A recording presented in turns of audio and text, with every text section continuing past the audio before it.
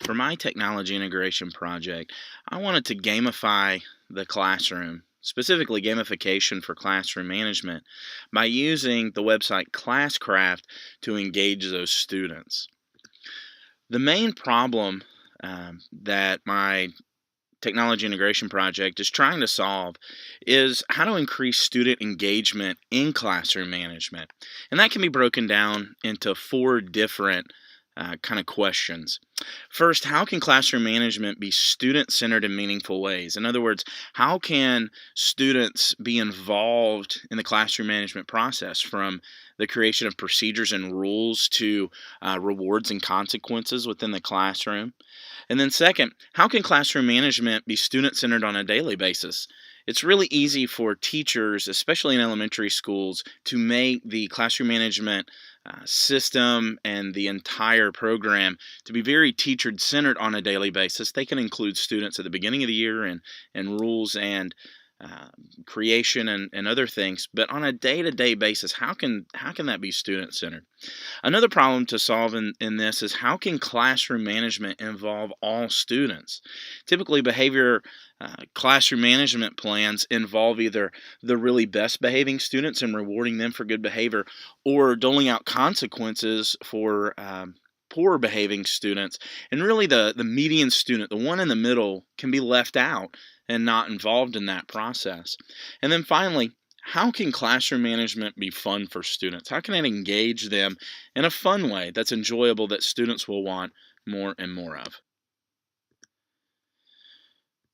So, in order to get to solve these questions and these problems, Classcraft, which uses role-playing game elements within the classroom, provides a good bit of conceptual solutions for us. It provides some, by looking at it, the learning theory social constructivism, meaning that students are constructing knowledge through meaningful social activity. The four C's are addressed in that students should develop communication, critical thinking, collaboration, and creativity. And then finally, gamification. It captures students' interest and produces the urgency to complete tasks. So our technological solution is using the website Classcraft, which I'll show you in a moment, and it addresses these things. First of all, in social constructivism and social constructivism theory, Classcraft creates meaningful social interactions. It pairs students together in teams that have to work together for rewards. The other thing that it does is it addresses the four C's quite well. It helps students to develop their communication skills, not only from student to student, but student to teacher and student to parent. It also allows for them critical thinking skills. Classcraft provides students with certain powers and rewards that they can use, but also their interaction with their teammates and developing a strategy for attacking problems within the class. It also provides a great avenue for students to develop collaboration, as they are with this group the entire class period, and that group can change, but mostly has stayed the same in my project. But students have been working together, not only in their classroom behavior, but also with assignments, and then working together to receive rewards. And then finally, creativity. Classcraft allows students to be creative in their character creation and in their creation of the rewards that each student receives. And then finally, Classcraft provides achievable tasks with rewards, with tangible rewards for students. So the implementation of Classcraft is really a multi-tiered process. But first, I use Classcraft in my own fourth grade social studies class. I used it in one class period out of four. That class has about 24 students, and most of them have behavior IEP plans. How we used Classcraft every day, their website on Chromebooks in the classroom. So every student had a Chromebook, and they used that to engage in the Classcraft website. And then it was used every class period for the last 3 weeks. So every day. And then finally, where students could play in the classroom, but they could also be involved with it at home. In the implementation, specifically on the how did we use it in the classroom? Um, a couple of things is with character creation, and then power selection. So with students being assigned into my class on Classcraft, they could begin immediately creating a character, and they could change the way it looked. They could also change the class of character. It used a lot of role-playing game elements in it, and so they could choose 3 different classes of character to go along. And then also, as I created the teams, I let students know beforehand what groups they were going to be in, and so they could choose their class of character based on that. Because each class of character has different powers, it was important for students to strategize on what kind of players they wanted in their group with them. Another thing that we got to do is in the power creation section, Classcraft allows you to use and create different powers. I'll let my students do that. And one of the things that they kind of came up with was this idea of switching seats with anybody in the classroom. And so that was one of the rewards or powers that each student that was a mage could use. And then finally, as students begin to play Classcraft in class, and they begin meeting goals, accomplishing tasks, they get to begin to earn enough points to unlock these powers, but also to use these powers.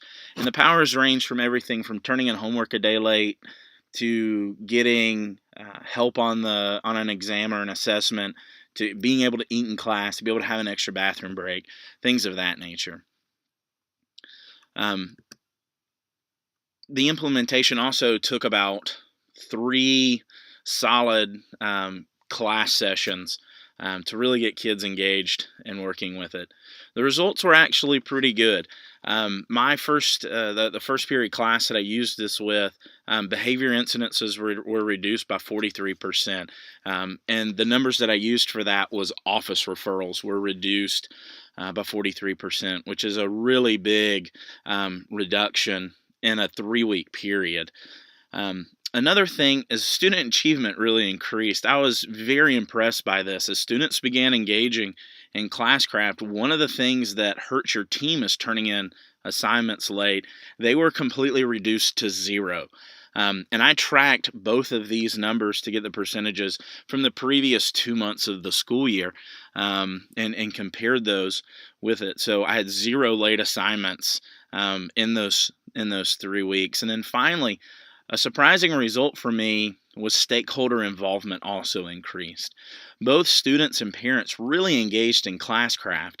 Classcraft allows you to communicate with parents, communicate with students through the website, through the game.